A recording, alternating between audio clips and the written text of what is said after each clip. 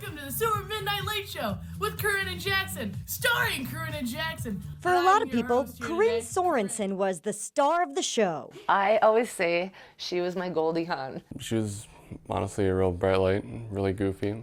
It was always interesting. She's more of a wild card. Marching to the beat of her own drum. She was a trendsetter. While finding joy in every little bit of her life. Hockey, she loved horseback riding. She's a really good drawer. Very good drawer. A life that tragically took a turn when Korryn was just 16 years old. That's when it started.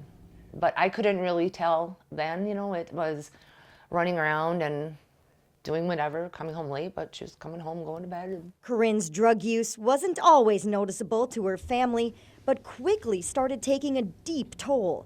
One that her brother, Korryn Sorenson, says was nearly impossible to come out of on her own. I know that she didn't want that life, but No, she didn't. I know the drugs kind of, whatever those things that she was doing, they really have a hold over people, and it's terrible. With a little help, Korryn got clean, even celebrating 6 months of sobriety at one point. But sadly, the substances continued to call. She worked her ass off. She got clean for quite a while, but kind of goes to show if you don't, stay with a good group to kind of keep you in those positive tendencies, you can slip back into the wrong ones really easily. Her mother, Kerrie Sorenson, says it was January 2022 when Korryn really fell back into bad habits. Around the same time, her family says she married a man who drug her down into a deep hole. According to court documents, on Thursday, January 27th, he and Korryn went to a home in Proctor to buy drugs from her dealer, Carter Gallo. According to Korryn's husband, who was quoted in those court documents, she took those drugs over the next couple days. But by Saturday, Korryn had died at just 22 years old. Medical examiners blaming it on the presence of etazolem and fentanyl in her system. It shouldn't have ever happened. Should have never happened because Gallo, the man who sold her those drugs, was in the middle of serving 3 years probation for a different felony drug conviction. That sentence, which did not include prison time, stemmed from an incident in June 2019 when police raided Gallo's Duluth home and found drugs, body armor, and guns. Gallo also had 2 prior drug convictions before that, leaving Korryn's family with so many questions. I don't understand how it's a revolving door. What are they going to do for these people that are killing people every time they're out because they want to make a quick dollar? You know, nothing's changing.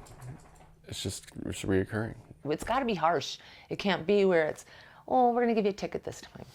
You catch them again, especially with like fentanyl or something like that, they're going to treatment, not for 30 days. They're going to treatment for a year.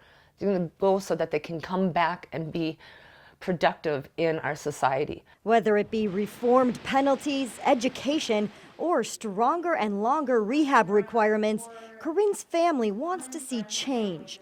Change Judge Robert Friday hopes starts now. Nobody's denying that Korryn had an issue, along with millions of others in the United States right now. But in this instance, an individual that sought to profit from that disorder gave her a substance that took her life. And for that, there must be responsibility.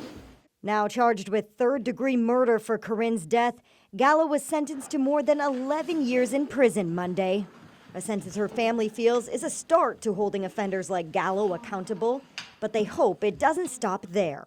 It's closure for us, but yet it's still opening up other doors just to try to find different ways and where we can come together and put a stop to this, or put a dent in it. We're just losing way too many young people. While still painful even today, Korryn's family hopes her death will bring the growing drug epidemic and its evolving challenges into the spotlight and bring hope to others fighting addiction. You have so many people that love you, and there's even more that will support you, and just reach out to them, because I can promise you, and after all this, that you have friends, you have a family, you have neighbors, you have people that want to see you in this world and succeed and be a part of our community in a healthy way.